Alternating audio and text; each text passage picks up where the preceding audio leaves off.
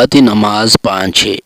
نماز کے 100 اہم مسائل ہم نے شروع کر دیے تھے، یہ آخری ویڈیو ہے۔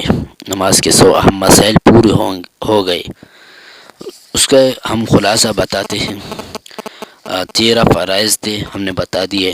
14 واجبات تھے، وہ ہم نے بتا دیے۔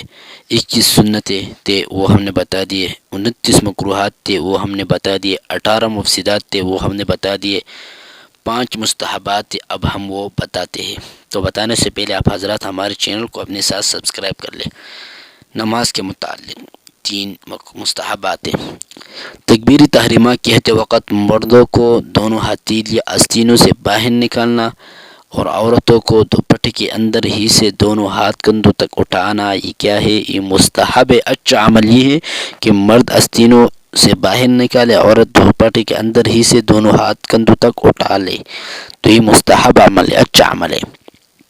اگر کسی نے نہیں کیا پھر بھی نماز ہو گئی۔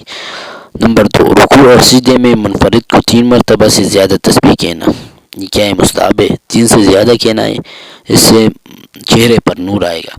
نمبر 3، قیام کی حالت میں سجدے کی جگہ پر، رکوع میں قدموں پر، سجدے میں ناک پر، قیدے میں گود پر اور سلام کہتے وقت اپنے کندھوں پر نگاہ رکھنا، یہ کیا ہے؟ یہ مستحب عمل ہے۔ 2، جسم کے متعلق ہے، کانسی کو اپنی طاقت بھر نہ آنے دینا، یہ کیا ہے؟ یہ مستحب ہے۔